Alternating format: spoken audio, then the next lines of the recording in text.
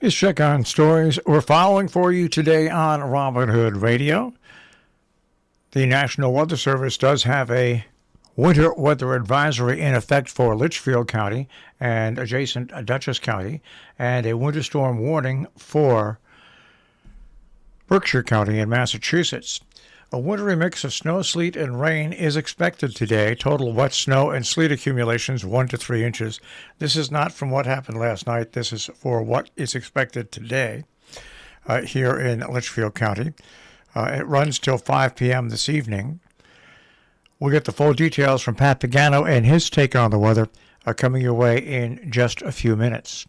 Sad news out of Region 1 and Falls Village.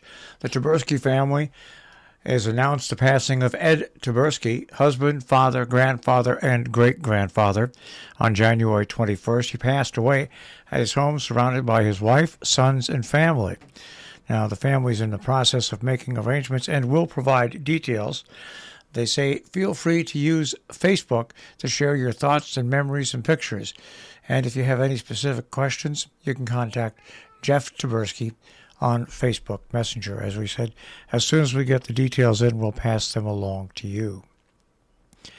Eversource is slow to respond as live wires hindered a victim's rescue in Norfolk. A sense of helplessness gripped first responders, according to the story in the Republican American, when a car driven by an 87-year-old veered off Route 44, striking a utility pole, snapping it. Now, the driver was inside the car.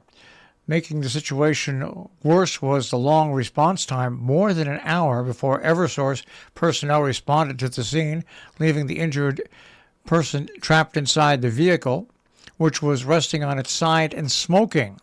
Now, compounding that was the fact the couple's family had come to the scene and waited tensely for first responders to extricate the couple.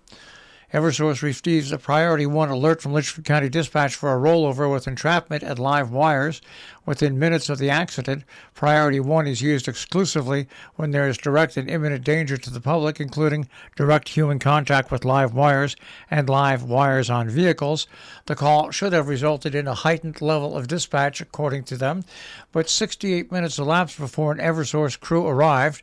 Within 3 minutes of the alert, Eversource communicated that power had been turned off in the area, but 15 minutes later, it rescinded that information, saying it was not sure the power was off.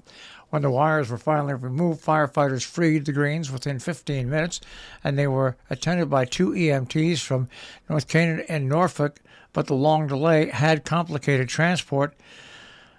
Information was made available for 2 Lifestar helicopters. One flight was aborted when a helicopter encountered a thunderstorm, while the other managed to reach the scene. In Kent, the court has nixed an appeal of a Kent decision on development.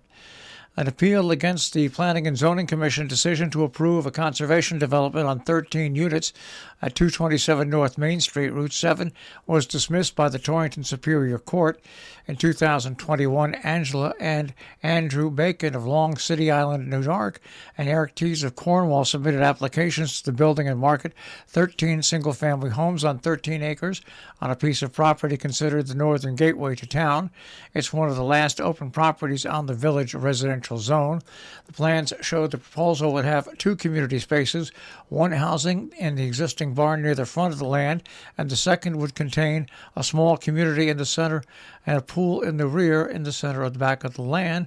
The remainder of the acreage would be kept as part of conservation easements that calls for 40% open space with a forest and hayfield reimagined. In December of 2021, a group called Committee to Protect Rural Kent, comprised of several residents, along with Dorothy and David Muir, whose property abuts the property, filed the appeal.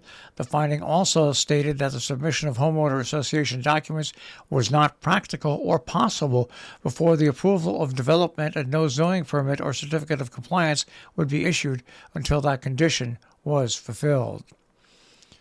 Well, in Sharon, most residents are encouraging the Sharon Housing Trust to pursue converting Community Hall at 99 Main Street into 4 affordable housing units.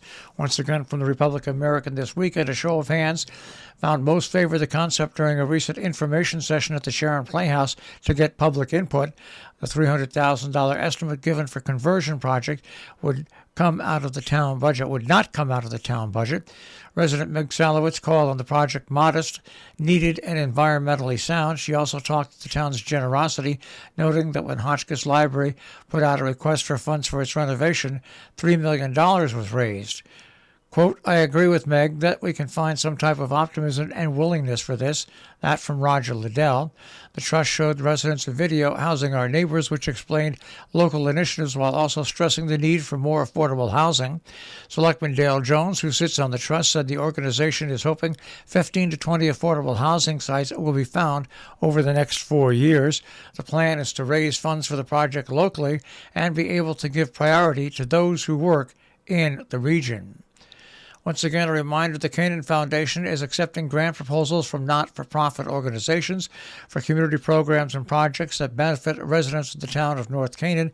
The application deadline is 1 week away, January 31st. Now, if you want more information on this, you can write Foundation P.O. Box 823 North Canaan 06018. That's Canaan Foundation P.O. Box 828 North Canaan, Connecticut 06018. Or you can email mparati@wmparati.com. Taking a look at some of the meetings coming up this week in our area today. In Sharon, the Historic District Commission meets at 5:30. Board of Selectmen meets tomorrow at 5:30. In Salisbury, Inland Wetlands meets tonight at 6:30. The Conservation Commission meets on February 2nd at 7 p.m. In Falls Village, coming up on the 26th, the P&Z public hearing and regular meeting at 6:30. And then January 27th, a public hearing on the Frontier proposal to the town of Falls Village at 7 p.m. by the Board of Finance. Region 1 has a Board of Education policy meeting. That is coming up today at 10 o'clock this morning. In Kent today, Inland Wetlands Commission has a meeting at 7 p.m. Kent Park and Recreation has a special meeting at 7 p.m.